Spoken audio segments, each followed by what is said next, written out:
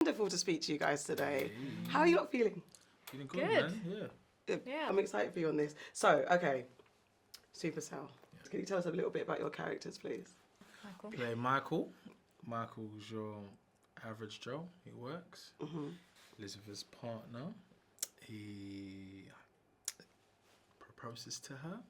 And then from there, he jumps to the future. His life turns upside down. He gets devastating news, finds that she's going to pass away.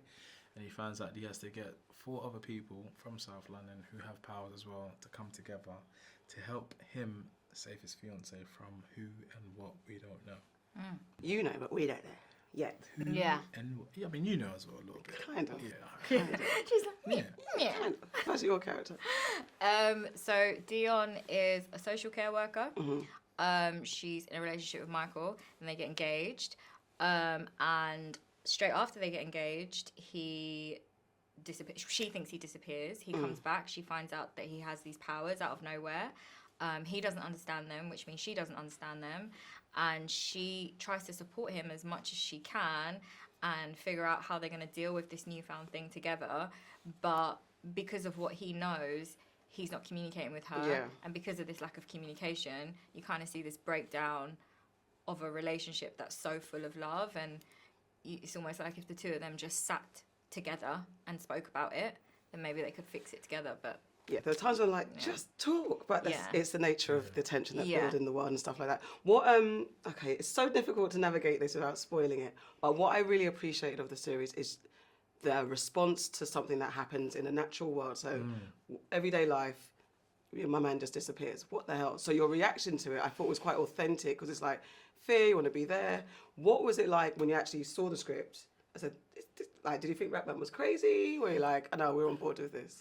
No, I was actually quite excited, man. Yeah. I was just quite excited because I've never seen something like that in our world.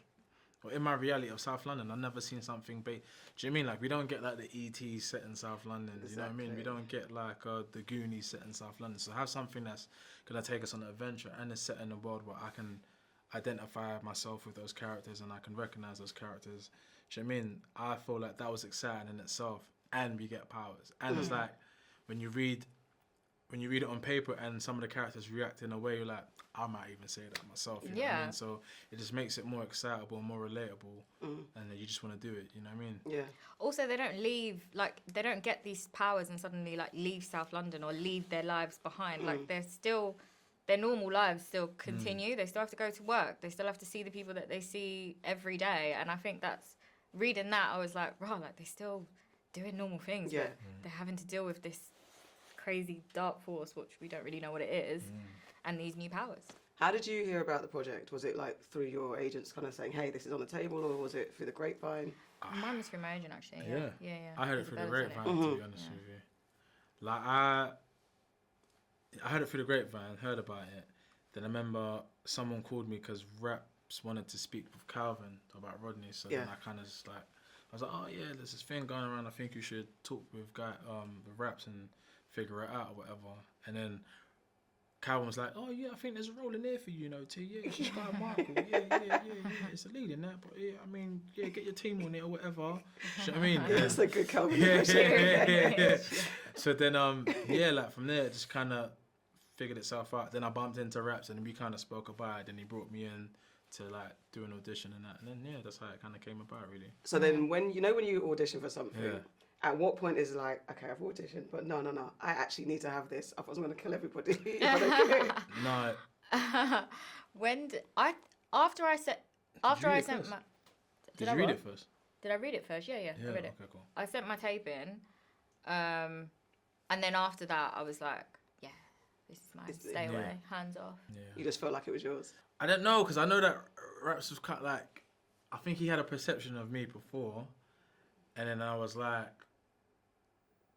no, why would he think that? Do you know what I mean? And then like, so we kind of spoke about it before, but then even like, when you do a tape, you're doing a tape on your perception of the character, like your view on what you want to bring to the table.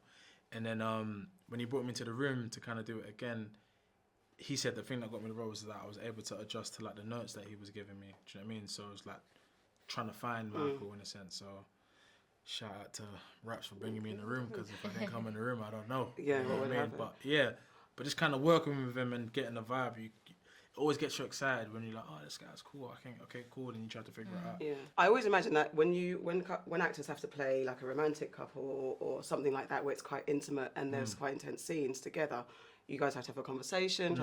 How did you guys work together in building your characters together, knowing that you're going to be in quite a few situations? Before we even started rehearsal, like we met up quite a few times, me and Tosin. We had loads of chats with raps in rehearsal, just to make sure that like even when they weren't communicating, it didn't ever feel like he was dismissing her and that she was thinking that he like starting to hate him. So we just wanted to make sure that it was clear miscommunication and that the love was still very much there.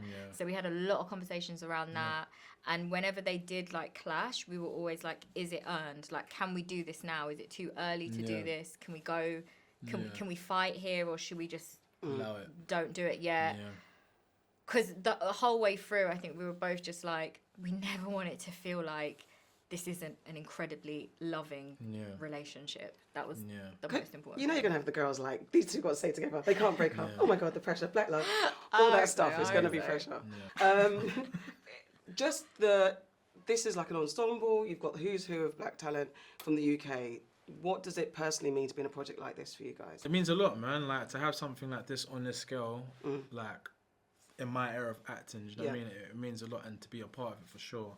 And me being a South London native myself, man, I'm really honoured just to put my part of South London on the map and to the world globally. So, you know, I'm quite excited about that. And the more you think about it, you're like, bro, like, I really actually grew up here, and now I'm filming here. And like, so when you get to see like areas you grew up in and you spend a lot of time in, for me, it means a lot to me, because it's like, I remember there's times I probably was thinking about acting, like maybe walking on that street or talking about, I wish I can get the opportunity in certain places in my life. And certain places in my life are like capsules, you know what I mean? So I was like, man, I was like 16 walking on the street thinking about certain things. So it's mad. Yeah, you know what I mean? Yeah, it's amazing. It feels like a real honour. If there was a real Supacell of superheroes and they said there's room for one human with your normal, no superhero self, what would you argue to say, like, you should pick me? What skill do you have that you think that would get you into the group? Not a superpower. You can't you've got to force in your way in for your natural self. What would you kind of present?